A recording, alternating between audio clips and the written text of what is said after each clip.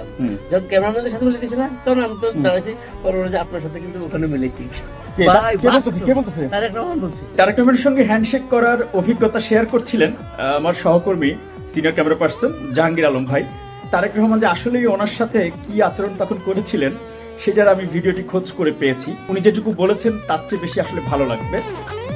এখানে তারেক রহমানের সঙ্গে ওনার কিন্তু কয়েক সেকেন্ড কথাও হয়েছে এবং তিনি কিন্তু কথা বলছিলেন।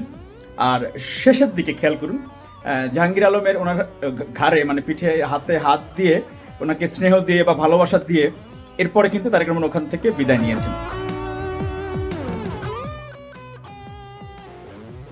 জাহাঙ্গীর ভাই তারেক রহমানের সাথে হাত মিলাইছেন দুইবার, তাও চেহারাটা চর্চা করতে। ঘটনা শুনেন না, রিপোর্টারদের সাথে যখন মিলেছে তখন একবার মিলাইলাম। যখন ক্যামেরাম্যানের সাথে মিলে দিছে না, তখন আমি তো দাঁড়াইছি, যে আপনার সাথে কিন্তু ওখানে মিলেছি। কে বলতেছে? তারেক রহমান বলছে। মানে উনি এইভাবে বলছে যে আপনার সাথে ওখানে একবার হাত মিলাইছি। আবার ওনার মনে আছে? আমি মানে টাস্কি হয়ে গেছি এই কথা বলে। মানে ভালো লাগছে না খারাপ লাগছে? অবশ্যই ভালো লাগছে, কারণ ওনার আইকিউটা স্ট্রং, মানে বুঝে মুশকিল এত লোকের ভিতরে। মানে আমার কাছে তখন আপনার এই ভালো লাগাটা দেখে আরো বেশি ভালো লাগতেছে, মানে শান্তি। এই দেখেন, মানে এটা কিন্তু উনি কিন্তু না মানে রাজনীতি করেন এরকম না, কিন্তু ওই যে আচরণটা ভালো লাগছে, নেতা রাজনৈতিক নেতার আচরণটা। অবশ্যই অবশ্যই এটাই হচ্ছে তারেক রহমানের ক্যারিশমা। হ্যাঁ, এটি আসলে সাদামাটা বিষয়ে যারা মনে করছেন বা এই যে খামাখা প্রশংসা যারা মনে করছেন, আসলে না।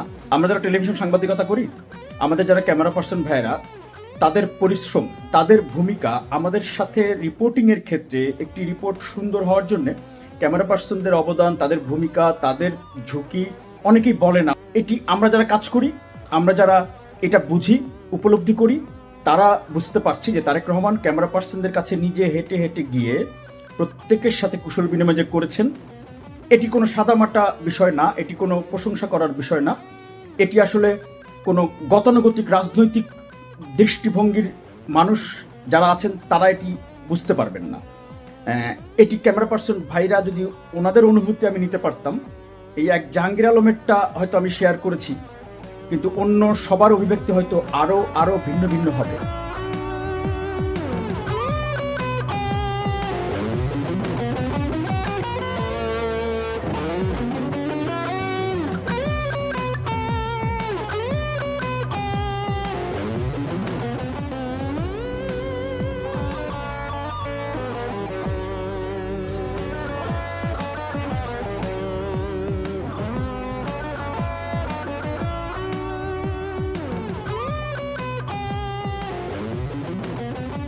তাদের কাজ যেহেতু পর্দার পেছনে, এই কারণে তারেক রহমান নিজে তাদের কাছে গিয়েছেন।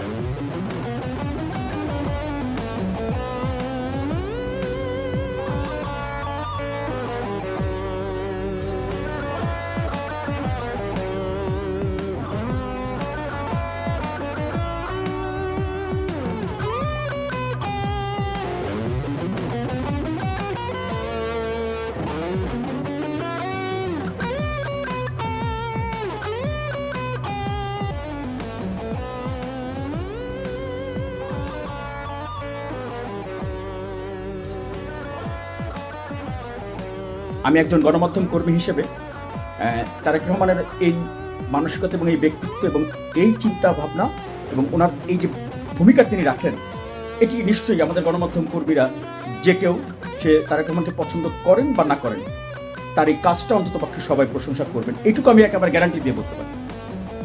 শুভকামনা, আমি দোয়া করি আল্লাহ ওনাকে সুস্থ রাখুক, ওনাকে এইভাবেই সেই মানুষের সাথে মিশে যাওয়ার তৌফিক আল্লাহ দান করুক, আল্লাহ ওনাকে দীর্ঘজীবী করুন, এই দোয়া প্রত্যাশা কামনা করি।